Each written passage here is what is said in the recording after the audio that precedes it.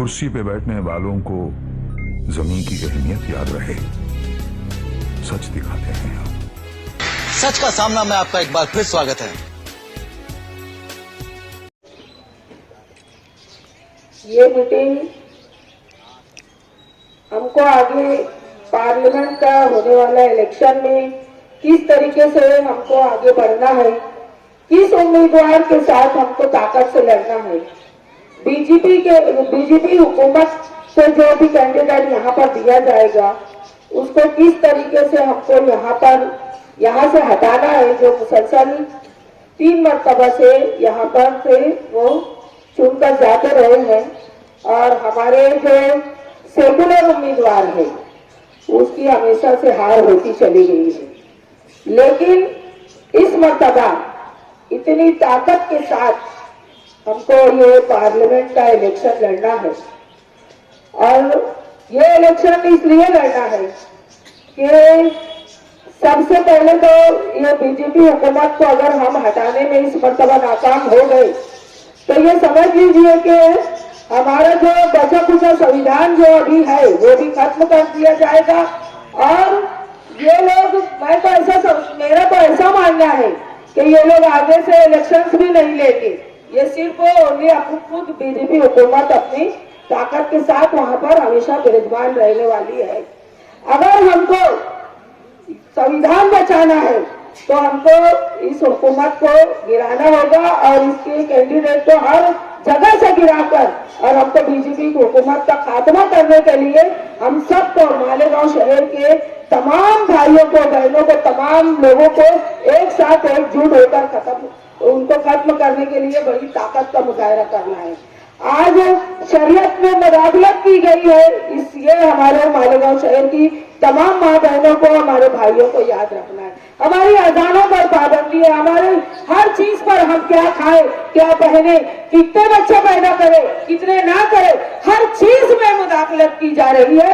ये आप लोगों को याद रखना है। इसके लिए आप सब तमाम लोगों को एक साथ ताकत के साथ ये इसका खात्मा करना है। कैंडिडेट चाहे कोई भी आए हमारे सामने, लेकिन वो सेकुलर होना चाहिए।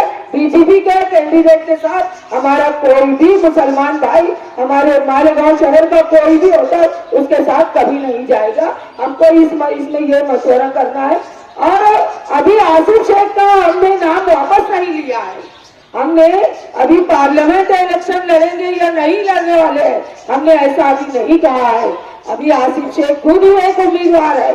अगर हमारे सामने ऐसा कोई विषय आता है तो हमारे अंदर इतनी ताकत है, हम आसिफ शेख को लड़ा देंगे और इंशाअल्लाह मुझे मेरे मालेगांव शहर की आवाम पर पूरा भरोसा है, पूरा इत्मीनान है।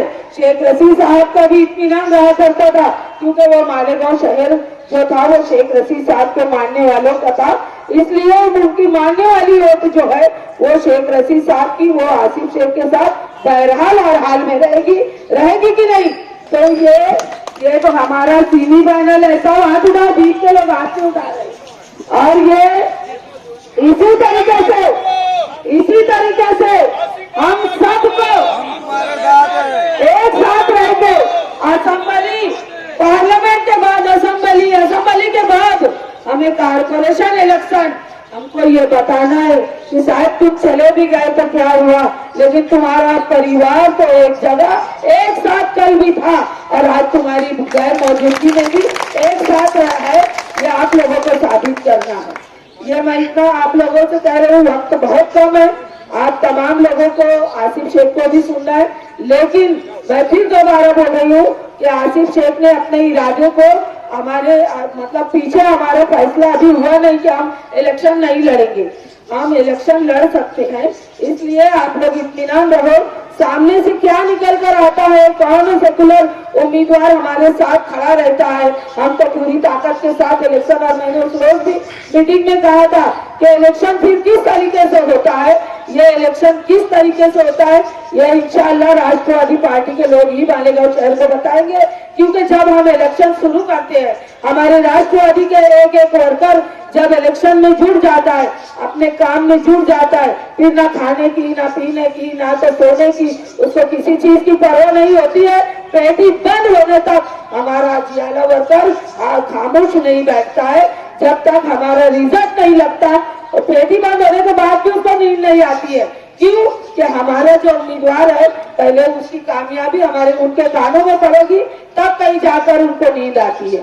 तो ये इतना भरोसा हमारी राष्ट्रवादी पार्टी के लोगों को हमारे परिवार पर है और इंशाअल्लाह रहेगा। रहेगा कि नहीं? रहेगा ना। तो यहाँ से बिल्कुल कमर कस लो। यहाँ से अब हम लोग ये समझ लो कि अब हमारी ऐलानी जंग शुरू है। अब फिर बाद में कितने आएंगे कितने जाएंगे सबको निपट लेंगे हम। निपटेंगे ना? बिल्कुल। शेख रशीद साहब नहीं भी है तो क्या हुआ, हर एक में बसे हैं शेख रशीद साहब। बिल्कुल ना। चलिए वक्त बहुत कम है।